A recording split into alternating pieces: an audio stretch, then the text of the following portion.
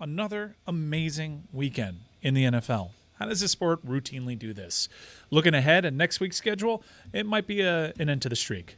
I mean, I don't know if you guys want tickets to Panthers-Dolphins, but if you do, I'm sure you can get a great deal on the Game Time app. Take the guesswork out of buying NFL tickets with Game Time.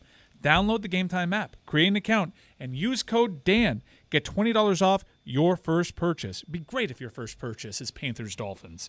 Terms apply. Swipe, tap, ticket, go.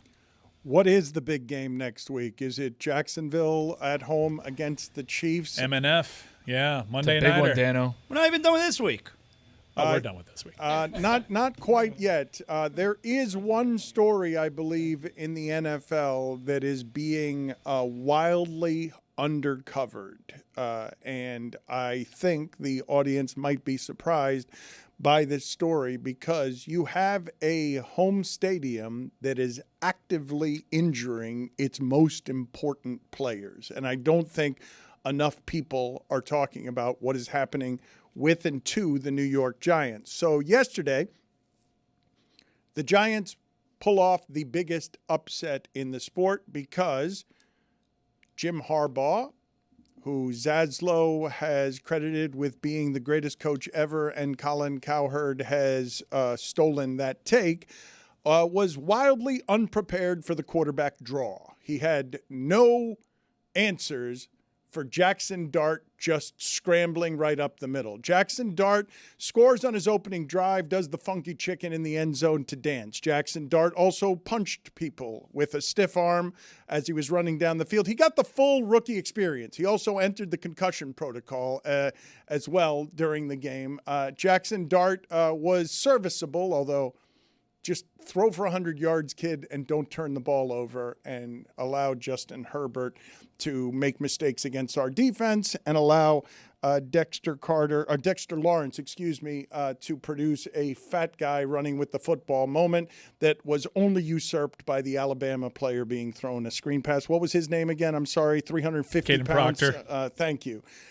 Close. It was a delight. And the Giants, though, I don't think enough people are talking about this. What is that stadium? How is it that this stadium gets away with hurting all of the important Giants players, including Malik Nabers, the most exciting young wide receiver in the league, being knocked out for the season with an ACL tear that you knew immediately was horrible just from the way he was writhing around on the ground? So we have a stat. Keep in mind, this will just count Giants. We've seen plenty of injuries to opposing players and famously Aaron Rodgers on that same turf. But the Giants have drafted 6 wide receivers and tight ends in the first 2 rounds since 2014. Odell Beckham Jr., Sterling Shepard, Evan Ingram, Kadarius Toney, Wan'Dale Robinson, Malik Nabers. 5 of those 6 have suffered season-ending injuries at MetLife Stadium. This turf remains a problem. The NFL just kind of keeps pushing along, but their season is done after an infusion of hope with a new quarterback in there. And you saw their offensive production. Jackson Dart likes to air it out. That would have been a great connection to get excited about. Might have even saved Brian Daboll's job. Who knows? And now their season's totally crushed yet again by an injury sustained by the turf monster at MetLife. Why aren't more people talking about and making the link between that stadium? How many more players do I have to injure for the Giants before that becomes a national story on that field is unsafe? This isn't a coincidence that this keeps happening to the team that plays the most there. You figure after the second or third one, you're like, you know what? Somebody should look into that, right? After the first one, okay, it's a fluke. Second, third, fourth, it's like, all right, we're hurting our guys that we're paying by not just – how much is it to change the turf in a stadium? Arizona wheels it in and out every 2 days. What are we doing? Odell Beckham tweeted out about it last night after the game. You see this, Dan? He tweeted, "Dear NFL, I mean this with the utmost respect and love. We take all the precautions in the world with everything else when it comes to players' health and safety. Please, please, please get rid of the turf. Thank you in advance." And then he followed that with respect, and you know I love the Giants, but Death Life. That's a play on the name of the stadium because it's MetLife. He calls it Death Life. Has taken too many talented players away from the game. I know it's not all the turf's fault, but at least maybe to where we've gotten all research done, The turf has to stay. It's at the highest of quality possible. At least we can start the discussion. Look, injuries happen everywhere, every stadium. Violent game that may or may not be for Jonathan Zaslow. But I tackle a guy normal. You can't just run around punching dudes. it is a narrative around this stadium more than ever. And it doesn't just happen to New York Giants players. We saw Jalen Phillips have a huge injury on that same turf. Aaron Rodgers famously, as we mentioned previously. It's a thing. And it hasn't stopped being a thing. You know what? I'm actually thinking now. What if instead of I may be in on this. What if instead of actual tackling, the only way that the play ends, you have to punch the guy. That's how you get him down. Have you seen that video? It's at MMA basketball where dudes are playing basketball, but it's MMA too. So you grab a rebound and then you sock a guy. I might be take in on him that. down, That and then sport you is can for score. me. I might be in on that. That sport is for me. But look, yet another brilliant talent. Who knows if he'll ever be the same, because people heal from these injuries differently. And at what point do you bake this into how you construct a team? Let's stop getting skill guys on the outside that can help us. Let's just be a trench and running game team, because the MetLife turf comes for us all. That is a disaster injury for the Giants. That is a disaster injury for the development of a young quarterback that did show some promise yesterday. That's a tough spot to put Jackson Dart in. I haven't seen a quarterback look good against that defense, and what he did with his athleticism was something that Harbaugh was clearly unprepared for the entirety of the game. They never adjusted to the way that Jackson Dart moves, and he evidently moves better than Russell Wilson, because when Russell Wilson was in the game, because Jackson Dart was in the concussion protocol, Russell Wilson did not look like Jackson Dart did. Also, another argument for the Lord's time zone. Yeah, you got a team from L.A. playing in that 1 o'clock window. It's a great equalizer sometimes, often against the spread. What happened in the morning game, and I don't know if this happened to you guys again, it happens to me every year. I forget at 9:30 a.m. that there is a game being played. And so it was Aaron Rodgers. God almighty, DK Metcalf is a physical specimen. Good player. Unlike so many in the NFL, where he's running 80 yards beyond your secondary and then also at the 3-yard line looking for contact when your one guy does show up and does catch up, your one smaller guy, he goes looking for him in order to make the contact because he's such a beast. Can you imagine trying to tackle him? Not unlike Caden Proctor. DK Metcalf with 80-yard steam behind him, looking to put a shoulder into somebody. No, thank you. I burst out laughing at the end of that game at Carson Wentz trying to bring them back in the hurry-up offense and getting a delay of game. Like, what are you doing? Yeah, it's been a while, Dan. Come on. When's the last time you did a 2-minute drill? Good news, their body clocks, they adjust next week. Put it on the poll, please, at Le Batard Show. Did you learn that Skylar Thompson was a Steeler after hearing he got mugged in Dublin? So he gets mugged. He has minor injuries. Obviously, he's not playing because of another injury. But imagine the injuries sustained at the mugging. I mean, doesn't minor injuries mean he got punched in the face a bunch? Maybe we don't know what they are. They're still investigating it. But imagine the minor injuries, they had enough to say it. If he was playing that week, they wouldn't have said minor injuries. They just would have said nothing. Yeah. And that's football versus being mugged. I would like to know some details about what happened there, because getting mugged in Dublin seems like it'd be pretty awful. And I think football says minor injuries that I wouldn't consider minor. Exactly. Like, if they were injuries on me, I don't think that I would describe them as minor, but I'd like more details. Were you saying getting mugged in Dublin as a matter of fact, as a newsy tidbit, or out of all the towns that I'd possibly get mugged in, Dublin just seems bad because of caricatures and stereotypes that I apply to the general region. Such hooligans. It's hooligans is what I'm thinking of. Dublin just feels unsafe. It's just a bunch of guys that look like Seamus. Yeah. I thought of you, Zaslow, this weekend because there is a football player that I believe has the same relationship with his kids that you have with your kids, where you're clearly not in control of the Zaslow mansion. How dare you? Oh, I mean, your kid called you sugar tits. Like, what do you mean? How dare Well, it wasn't I? to my face. It was via text. Okay, but he called you sugar tits, and your kids, don't mind fighting you, and you don't mind fighting them. Do you guys know who I'm talking about when I say there's an NFL player who appears to have the same relationship with his kids that Zaslow does? I've seen this in the NBA some.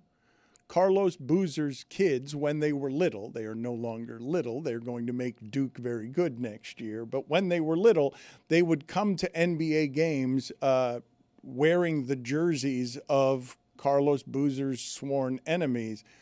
Joe Flacco's got disrespectful kids, man. Like they wear St. Brown jerseys yesterday. They're drawing pictures of Gibbs, like they're actively trying to bother their old man. They don't respect their old man. They respect the old man's opponents too much. That's garbage. That'd be like if my kids, they decided to walk around in like Colin Cowherd shirts.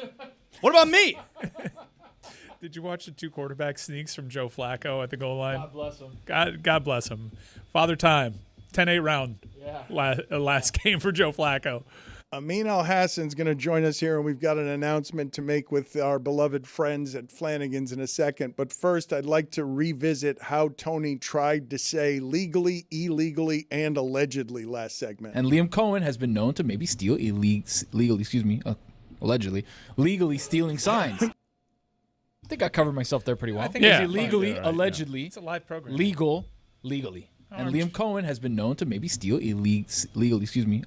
allegedly, legally stealing signs. People can misspeak. To play on. Well, we're live. Well, what do people want? Since I was happy for Amin this weekend because Georgia Tech remains in the game, remains relevant. I would worry that Brent Key does very well against the teams he's overmatched with, but against unranked teams in the ACC, he's got a 500 record because he plays down to Wake Forest. Wake Forest gets a chance at the end of that game, and I wish more people did this in both college and the pros, but that's why they don't. Wake Forest went for 2 at the end of the game to win instead of tying the game. What a crap play, too, after like a 10-minute delay.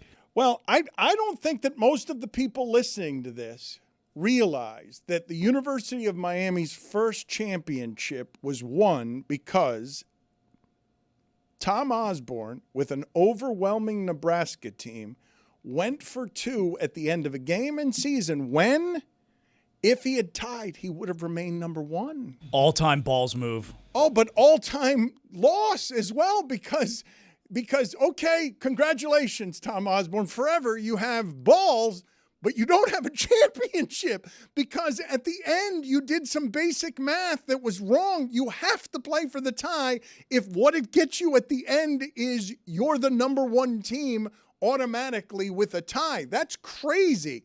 What are you doing? I mean, why is it that you're holding your face in your hands? You just gave Mario Cristobal a new idea now. Hey, coach, if we go for the tie, we'll win. We'll be national champs. Not ballsy enough. We got to go for 2. Usually I'm not a fan of this kind of banter, but this one's fair. He would. Tom Osborne is remembered for going for 2 in that spot, and it was absolutely the wrong move. But stupidly and stubbornly male, because you want to point out to everyone, I have balls, but what I don't have is a championship. Yeah, for that Georgia Tech. I think it was the right move. For that Georgia Tech Wake Forest game, and look, I'm a savvy veteran of the ACC and its Coastal division that is no longer around with us. You can kill the Coastal, but you cannot kill its spirit or the idea. And the Coastal comes for us all. The second an ACC team without top-end talent starts feeling himself, that's when you fade them. Also, Dan, championships, yes, they live forever. But you know what else lives forever? Balls. You go, that guy had balls. He might be dead. Might have a championship, may not. Doesn't matter. Balls. Well, Lance Armstrong. And Ball. yeah. You know ball, dude. I do know his. Amin, are you ready to do the weekend observations? I am. Hey, remember that we have our Miller Lite Weekend Observations prediction pool. Pay attention to the beeps and more for your chance to win a trip for 2 to hang out with us. This is like me on a Super Bowl. It is time for to share his game notes. No one in the media will tell you what happened better than my boy. You know how the DraftKings Bowl works. Like, this is basically, if you're playing along right now, like a Super Bowl with props. Basically, anytime someone steps on a blade of grass, there's something riding on it. That's what Amin is bringing today, Amin. Thanks, Amin. Weekend observations. is presented by Miller Lite. Dan, this weekend, a familiar sound boomed across the landscape. Shh. Can you hear it?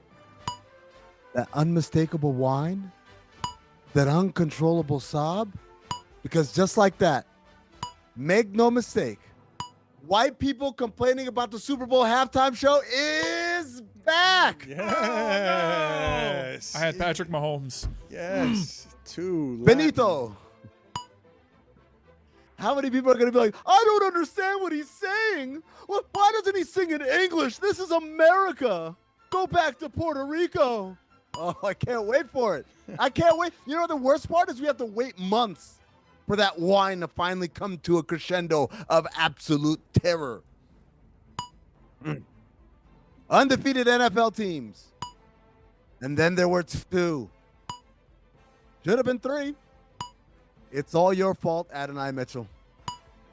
Adonai Mitchell dropped what would have been the touchdown catch of the year. Then had a hold on what would have been the touchdown run of the year.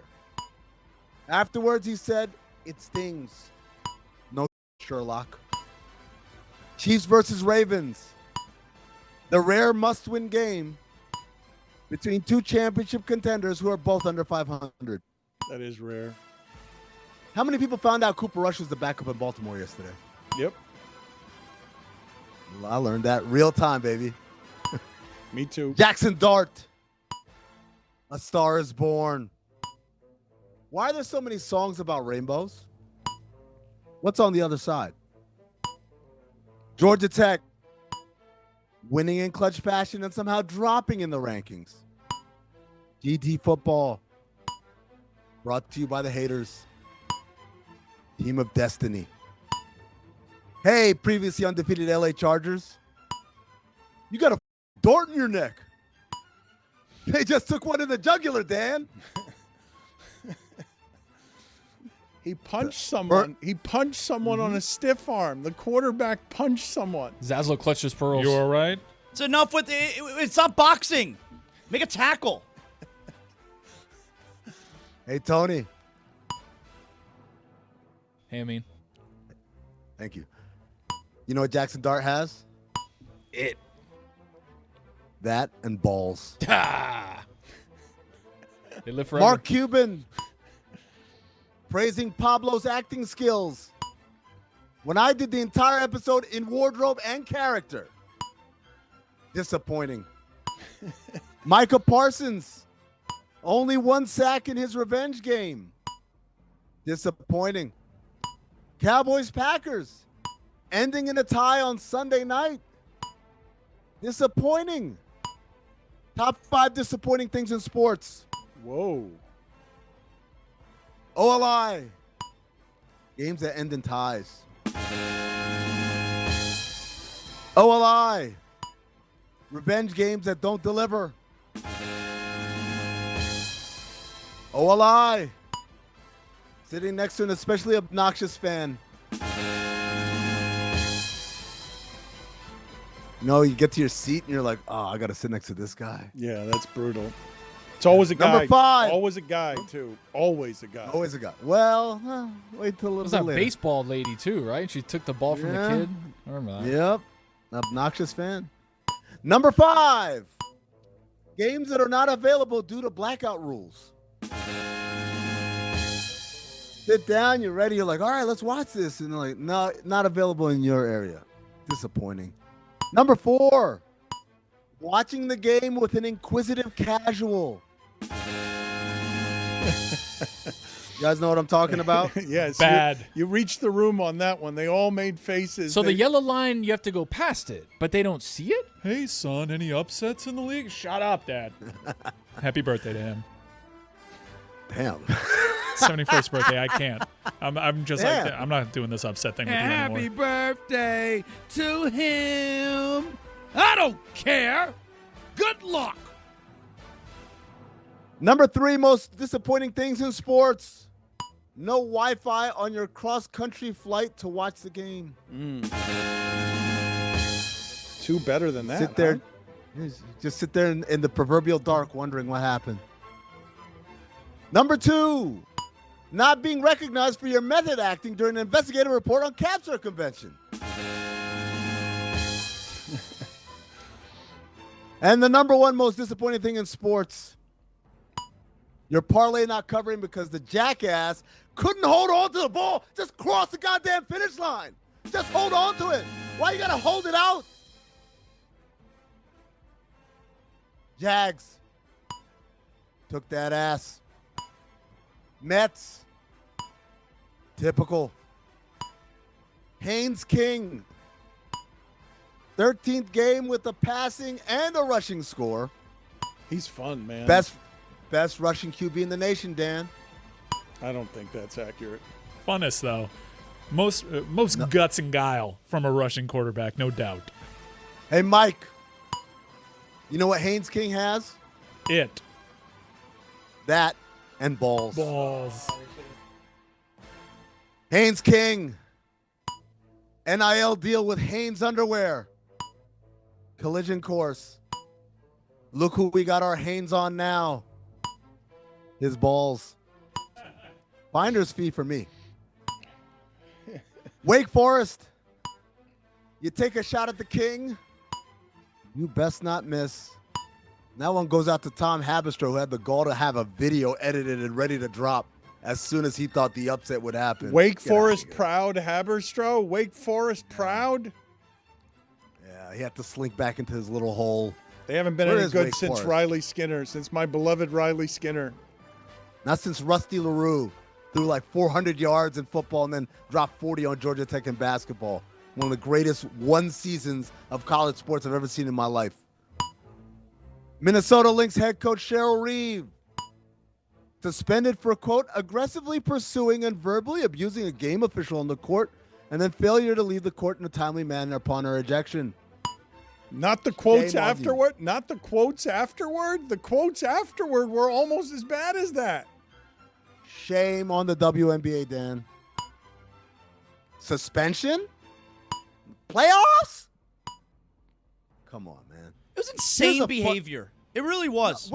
What's insane behavior? Did you see her getting in fans' face and telling them to F off after the game? Zaz, should she be fined? Absolutely. Reprimanded? Absolutely. Community service? Whatever. You can't suspend her for a playoff game, Yeah, you can. an elimination game. Yeah, you can. Her can't. behavior was ridiculous. I've never seen that in the history of basketball on the pro level. I can't speak to the other sports, but maybe you guys know. For a playoff game? Because she said mean things to the refs. I mean, she Shut called up. for a change in leadership Yeah, after the game. That's what she did. I thought that's what she was Fine her- suspended for. I thought that's what Fine she was her- suspended for. Find her into a ground, dig a hole, and put fine money. Make her work for free for the rest of her life. You cannot suspend her for that. No, not in the playoffs. Here's a fun Venn diagram.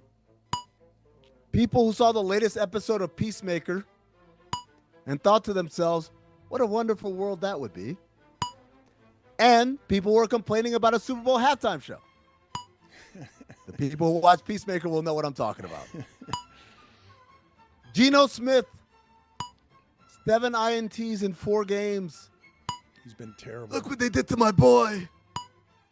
Dan. My boy Geno, man. I don't think he has it anymore. Does he have you balls? been half well, he had to throw 7 INTs. Definitely not playing scared. Have you been half asleep? And have you heard voices?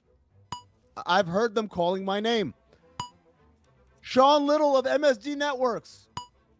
Unabashed Bears fan. In the building for Bears Raiders. Dressed like a doofus. While heckling what can only be described as Janice from the Muppets. Can we roll that video, please? Of Sean dressed like a doofus, heckling what can only be described as Janice from the Muppets. We give it 5, 4, 3, 2. Moving on. Raiders. You know what Amin has tossing a video during the weekend observations? Balls. Yeah. I do. You know what else I had? a text message saying, hey, can we have this uploaded? I'm going to do this in Weekend Observations. With a thumbs up. There it is. Hey, there it is. There's Sean dressed like a doofus. He's staring down, and you're like, who's he staring down?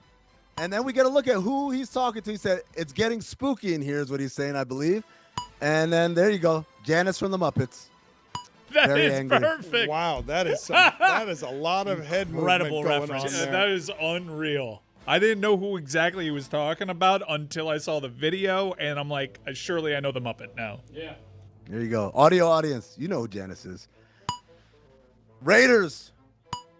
Worst home field advantage in the NFL. Dan calling Puka Nacua Polka Nacua. And nobody on the show catching him on it. Allegedly. We can misspeak fallen legally, although you did just give Greg Cody a new song idea, the Polka Nacua.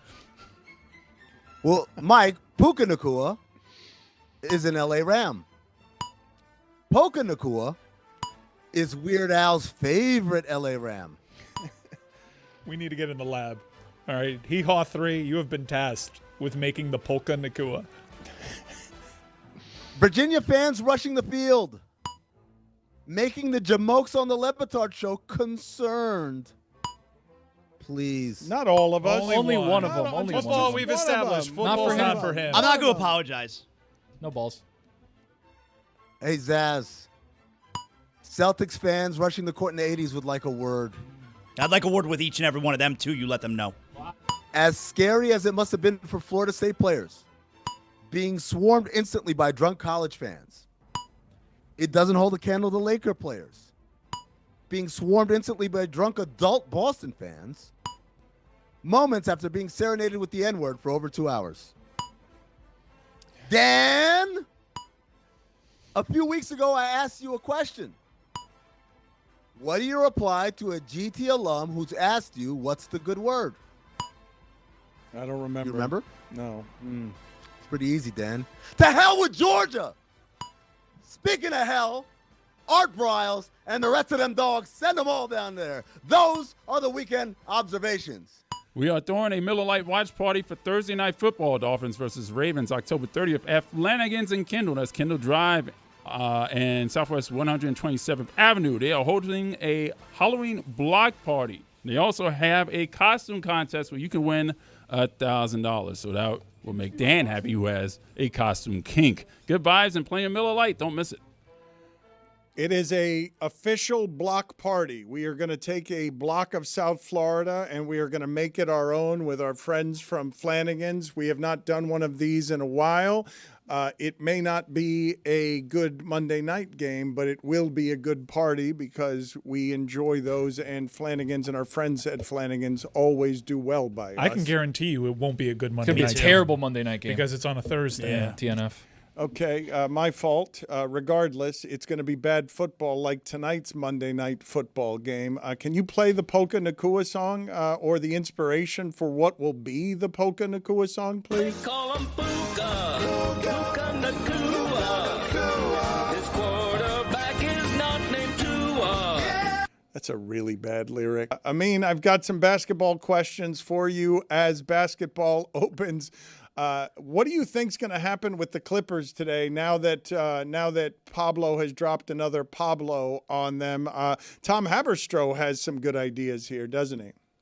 So Tom Haberstroh has the most brilliant idea the Clippers should do. Obviously, it would look very, very much like an admission of guilt, right? But what Tom suggested was, you're probably going to lose picks over this. So why don't you just trade those picks right now? They've got 2 first-round picks that they can trade plus a pick swap. If they do it right now, go all in on someone like Zion or whatever, then the league can't dock them for those picks. You just got to have to keep waiting. So this is the time. Their picks have value for a limited amount of time. And obviously, once they get traded, the team that acquires them can't be like, hey, NBA, that's messed up. You can't take the picks away from us. We're the ones. We gave up a player for that. If I'm the Clippers, full throttle. Go ahead, go get somebody. What do you want to hear today? What do you think that media day is going to be like? A lot of no comments, a lot of boring answers. They've learned their lesson because over the course of this, and you noticed this earlier in the show, Dan, they used to be real bold with their responses. Provably false was the first thing they ever said when these allegations were presented to them. And as time goes by, they get meeker, and now it's like this whole victimhood. We got scammed, even though he donated $1.8 million to the scammers' charity, like in December of 2020. They have completely curled up into a ball, into the fetal position, and trying to protect themselves by any means necessary. I'd be shocked if the marching orders for everybody in Clippers media day today wasn't either no comment or the NBA is investigating this, so we're going to have comment when that investigation is complete. Right now on my screen, Cam Newton in an absurd hat with his tie tied poorly is arguing whether he's more concerned about A.J. Brown or Saquon right now. They've won 20 of 21. Like, how could you possibly find concern for the Eagles? Like, they're on a run that's dynastic that hasn't been in the sport in 20 years since the Patriots were out there. Goodbye, Flanigans Cup. It was a pleasure seeing you. We are a big fan of all things Flanigans around here. And Roy, I'd like you to also please give out that information again on what that watch party is, what that block party is, because I want people to have correct information on what it is that Flanigans is going to be able to provide for people to be a part of, because we are going to pay for somebody to be at this party with us. Yeah, it's a Halloween block party. It's going to be at the Flanigans on Kendall Drive and Southwest 127th Avenue on October 30th. That's Thursday Night Football, Dolphins versus Ravens. You can win $1,000 and Flanagan's costume contest as well. So we will all be there. Deep in the heart of what A-Rod called The hood, baby. That's an absolute home game for me and Mike. Home game. By the way, I wanted to bring something to your attention. I want to start something with you every time you come on the show. I want to call it 20 CB Hall of Fame. Uh-huh. So I'm going to bring you a idea, a concept, something from the 20s, from the 20th century, and I want you to say Hall of Fame or not Hall of Fame. And I'll get some imaging for this down. I'm going to spice this up. It just had the idea just occurred to me right now. 20 CB Hall of Fame.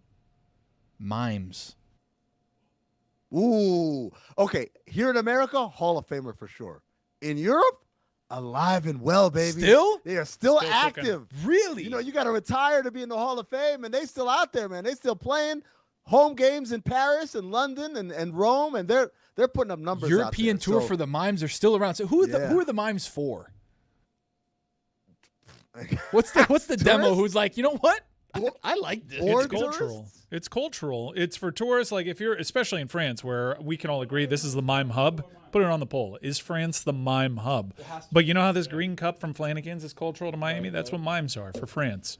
Mike, you know this. They like to do, instead of the regular mimes that are just in black and white and doing the I'm in a box thing, the Paris ones like to spray paint themselves like in metallic paint and then act like robots, and then you give them money and they go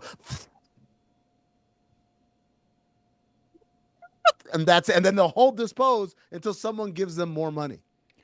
Adam Silver's talking European expansion, ostensibly so that they can have more mimes in their life because they're kind of endangered here. What do you make of that? I mean, are you pro basketball, NBA, European expansion? Well, then a lot of people have been complaining, why is Adam Silver talking about, no one wants European expansion. We want expansion here in North America. We want 32 teams. And the reason why if we're going to get expansion, it's a long time from now, is because when you talk about expansion here, you're telling 30 NBA owners, hey, you guys want to take this pizza pie and divide it up into 32 slices now? To which most of them say, hell no, I like my slice. I don't want a smaller slice. But when you talk about NBA Europe, we keep our same slices, and now we're adding a new pie that we're dividing up 30 ways or 40 ways, or however many ways. It's extra money versus redivvying up the money we already have, which is why Adam Silver is always beating that drum. It's a drum that he inherited from David Stern. David Stern was very big on European expansion. They love to point out, hey, it's the same from London to New York as it is from New York to LA. All that stuff is just because they want to get a foothold on the continent and be the premier league there, as well as the one that they're running here. What do you make about early conjecture and reports about what that might look like? A handful of franchises that are basically made out of thin air, which may look like a traditional NBA model, but then also leaving room for some of the established brands out there in Europe to play their way into this. Mike, the plan is to have those established brands. They want Real Madrid. They want Barcelona. They want Fenerbahce. They want Olympiacos and Panathinaikos. They want those tentpole organizations that right now are in a multi-year deal with IMG that handles all the marketing and business for the EuroLeague. But make no mistake, the NBA wants those blue bloods involved, and then they can fill in with either smaller existing clubs, maybe some of the ones in Germany and Italy, or like you said, ones from thin air. But again, the league is more about expanding the brand than it is literally adding more teams. I mean, what do you hear about LeBron trying to start a league out in Europe? Yeah, so it's not LeBron. I've talked about this with Dan before. It's Maverick Carter, and we have to, as like adults, be able to separate between when one friend does another thing. It's like Zaslow Show 2.0 being on the podcast on the Metal Arc Network, and people saying to me, hey, or Dan, hey, great job with the Zaslow Show. It's like, no, that's not me. That's Jonathan Zaslow who's doing that. So having said that, the Maverick Carter and the people he's involved with have some interest from deep pockets in the Middle East, and we know those pockets are endless. They have lots of money to spend, and they don't know what to do with it. And so this is a nice idea as far as starting a new professional league. I believe there's room for it. But Zaz, will it rival the NBA? Absolutely not, because you just have a 70-year plus head start, plus all the money and all the sponsorships and all the talent. And no one wants to grow up here thinking about, one day I'll be playing for the Riyadh Red Dragons or whatever. 30 seconds or less. What's going on with Cinephobe? What are you doing this week? Oh, Dan, we're doing a fan favorite this week. We're doing Pootie Tang, right? The Chris Rock show segment that expanded into a full movie, which was, by the way, written and directed by, Dan, do you know who wrote and directed Pootie Tang? I do not. I know that Bob Costas was in it, but Zaslow knows. Louis C.K. Louis C.K. wrote and directed Pootie Tang. I saw that movie in the theaters. Me too. Your movie theater sells pickles. See you later. Good talking to you. Hey folks, it's Mike Ryan, and it's also football season. That's right. Things just kicked off. I celebrated a big dub with my friends and my trusty Miller Lite right there beside me, because Miller Time is the secret ingredient to football time. Miller Time makes everything a good time. I love Miller Lite. You know why? Because Miller Lite is brewed for flavor with simple ingredients, rich toffee notes, and that iconic golden color. And here's a kicker, folks. In its 50th year of existing, it's just 96 calories and 3.2 carbs per 12 ounces. The original light beer since 1975 and still hidden 5 decades later. Whether you're at the game or at your home on your couch with your friends, put out a nice little cold cooler of Miller Lite and make sure the drinks keep coming, because it is football time. And you want that beer that hits different. Miller Lite. Great taste. 96 calories. Go to MillerLite.com/Dan to find delivery options near you, or you can pick up some Miller Lite pretty much anywhere they sell beer. It's Miller time. Celebrate responsibly. Miller Brewing Company, Milwaukee, Wisconsin. 96 calories and 3.2 carbs per 12 ounces. Going to get to the polls here with Juju. Going to get to Joker of the Day. Juju is very happy because the Bills look overwhelming. Even when they're bad, they score 30 points a game. But do you have anything in the way of constructive criticism or any critique or reaction to anything said by anyone here today, Juju? Who said objectionable things today? Anybody? You know what?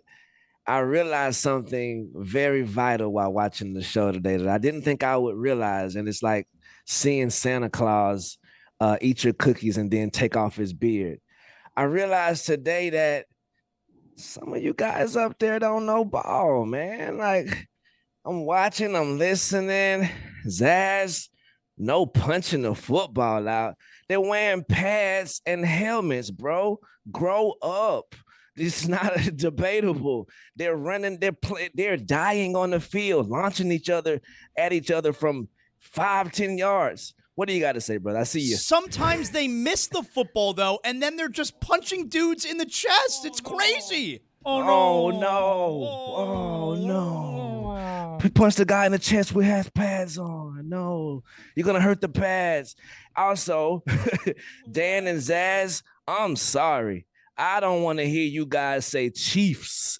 Never again. I don't want to hear the word ch come out of your mouths. No, you're not going to take that Ravens defense. Nance can't name the players, and you guys are going to tell me that means. Oh, he's already coming out as defensive. Ravens might stink. You know what else happened other than the Ravens? Xavier Worthy came back. The Ravens defense Patrick Mahomes said, and I quote, Ravens might he stink. opens up a lot for us. Not just going down the field, but he opens it up for the rest of the guys. Patrick Mahomes knows a little bit more about the Chiefs offense than anybody else. You guys are going to be right after they did that to a team that Nance can't name their players. I loved it. Smile from ear to ear. First game back, 37 points. How you love that? Everyone scored 30. Everyone scored 37 against the Ravens defense except the Browns. And guess who they got next? The Jags. Woo! This is going to look real good for the Xavier Worthy argument. All right, we'll see. We'll see who's right about that. Who's the Joker of the day, Juju? The Joker of the day, goodness gracious alive, the Cowboys clock operator. What are you doing? Stopping the clock at 1 second in your home, in Jerry's world. Let that clock run out. Let the referees be like, no. We got to put time on the clock. I will be damned if I'm in my home stadium in that atmosphere, Micah's back, and I'm going to stop the clock at 1 second. No, sir. Cowboys still won. Doesn't matter. Exactly. Don't know ball. But neither here nor there.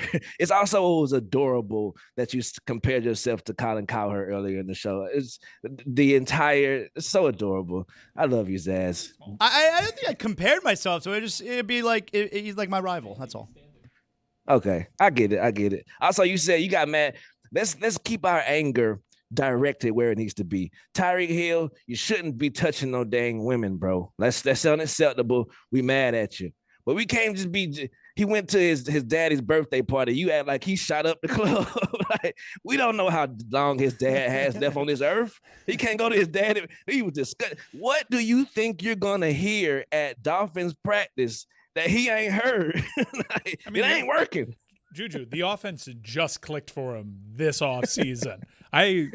Just using that, probably something new. He just now started to feel good about the offense in year 4 with the team. How about you go to practice and then you celebrate mom and dad the rest of the day? He might be knowing ball again. Look at you. Thank you. Do you have anything for us as you wear an Eagles jersey and a Bills jersey on the Bills, or the question posed on ESPN, are you more concerned about A.J. Brown or Saquon Barkley on a team that's won 20 of 21 games? Brother, I'm glad you noticed these threads. You know, it's not every day you wake up and both of your teams are the only undefeated teams in the league. Neither here nor there. But I show concern for A.J. Brown. He tweeted out, if you're not welcomed, not listened to, quietly withdraw. Don't make a scene, shrug your shoulders, and be on your way. After a day that him and my boy Devontae Smith had 4 catches combined in Tampa. That's rough. I know that it seems like nothing, but sometimes when you on these performing teams, you want to throw something in, bro. You want to feel like you're a part of the team and not have people put memes like, oh, bro, think he a part of the team. Like, nah, I think that there's something to be said there, and there's something to be paid attention to there, because he has a C on his chest. He ain't just out there walking around. So we got to understand, like, is there something going on between you and Jalen, or you just don't like Jalen's efficiency when it comes to AJ? How about the Bills? The Bills, I'm gonna let you know right now. I'm celebrating the Bills this hard because as of right now, we are frauds. Like, we have beaten 0-3, 0-3, 1-3, 0-3 teams every week, and it hasn't been easy. Our defense is ass, capital A, double S cheeks. I think Stephon Gilmore is out there somewhere. Let's go after him. We cannot stop the run worth a damn. So every time the Bills win, I'm going to celebrate like it's the Super Bowl because we shouldn't have beat the Saints on Sunday. But lucky interception. Juju, though. But, I mean, Ed Oliver, yes, the Saints are throwing double reverse passes by not Spencer Rattler because Spencer Rattler shouldn't be throwing the passes because he hasn't won as their quarterback. But Ed Oliver's kind of important to them. He is kind of important, but we talking about it's not Spencer Rattler. I saw Spencer Mahomes yesterday in Buffalo. Thank you. We talked to him. They don't know ball. They don't know ball, Juju. That's the issue. They hear Spencer Rattler and they laugh because he's unbeaten. But if you watch the games, you know he's got some throws in. All right, cool. Add Rattler to your locker of mid quarterbacks that never sticks to you when they're no good. Let's buy all that Rattler stock. Bro, it was a reason that me and the kid 10-Day Tony was going live after every single Sunday game exactly because we needed to get into your ear holes before you get tainted by what the hell is Dan about to say on Monday. I'd be encouraged by what you see from Buffalo. I mean, they're basically telling you during the press conferences leading up to the week, they're kind of coasting right now, and they're getting the dubs. They're going to nurse themselves back to health. This is a team that kind of knows what they have to do in the postseason. They've been reminded plenty, and they're just approaching the regular season against inferior competition. Maybe not a way that earns you solid points, but they're getting through. I'd be encouraged by it. Before we get to the polls, did you have any thoughts on the Cheryl Reeve conversation that Amin and Zaslow were having? I don't know what she was actually suspended for. I thought she would be suspended for the comments after the game saying the officiating is so bad, and she's not wrong. The officiating is so bad, we need a leadership change at the top of our sport. Yeah, that's what I thought she got suspended for. The on-court stuff, you see that every other game by someone who's just upset or into the moment. And even with the fans, I don't think she was cussing out the fans. I think there was a Minnesota fan right there who was cheering her on and saying, yeah, this is messed up. And she was like, yeah, you're right. But neither here nor there. No, she was saying bleep you to the fans. No way, Juju. No way. I have a different angle. I got angles. I mean, thank y'all for talking W, but hey, I promise you, I got a different angle to where she was talking to someone. Matter of fact, agree to disagree. Not important at all. No, go ahead. Go ahead and tell us what the different angle is. Nah. I feel like the more time worthy angle is what she got suspended for, which is after the in the post conference when she questioned the leadership and she questioned that even the referees don't even have the credentials to be in this spot. I think as a league, you got to kind of reprimand her in some way because that's very embarrassing for the league. Now, like Amin said, suspending her for an elimination game, that's crazy to me. I thought they would have fined her $13 or something and just kept it moving. By the way, Juju, maybe it doesn't matter because it was an all-encompassing blow-up. It was a cumulative blow-up from the entire game. But that final play where Nafisa Collier got hurt, that wasn't a foul, Juju. Yeah.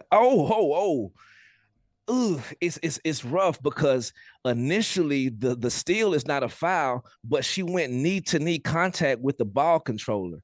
And so it's hard to say if it is a foul or not. It's left to the discretion of the referee, but I probably would have called that in that spot after seeing the replay and her ankle turning over due to AT kneeing her in the knee.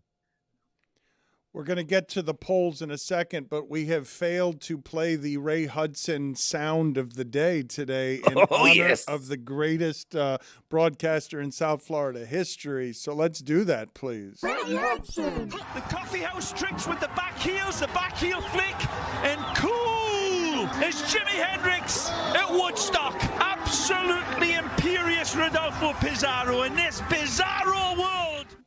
At Le Batard Show, if you want to vote on any of the polls, what do you have for us today, Juju, to update? It seemed like we had a lot of them. Yeah, we got some polls left over from last week as well, so I'm going to go through them quick. Has there ever been a better booster name than T-Boone Pickens? No, there have not. 92% of the audience says no, there hasn't. Do you feel genuine delight when your peanut shell has 3 peanuts in it? 89% of the audience said yes, they do. Do you feel ripped off when your peanut shell only has 1 peanut in it? 89% of the audience says yes. Is it safe to drink distilled water? 62% of the audience says yes. I threw this impromptu poll up because it was getting heated between you guys, and I wanted to know the answer. Who would you rather have at quarterback for your team this week? 2025 Tua Tagovailoa or 2025 Cam Newton? 73% of the audience said 2025 Cam Newton. No. What are we doing? No. He can't even command the offense. Come on. He can still dominate at the goal line. 2022 Cam Newton was terrible. He can dial it up once. Is it fair to say Tom Brady has been followed by a plague of scandals? 79% of the audience says yes, it is. I don't know about a plague. That's not right. Big one right here. Biggest artist on the planet, Bad Bunny or Taylor Swift? 10-day, close your eyes. 56% of the audience says Taylor Swift. Wrong. Talk to the haters. Yeah, they're wrong. It's okay. Was that tie a good win for the Cowboys last night? 76% of the audience says yes, it was.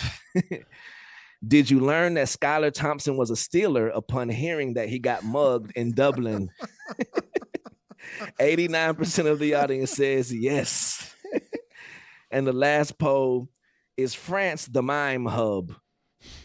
56% of the audience says yes, and those are your polls. Thank you, Juju. Appreciate it, sir. Thank y'all.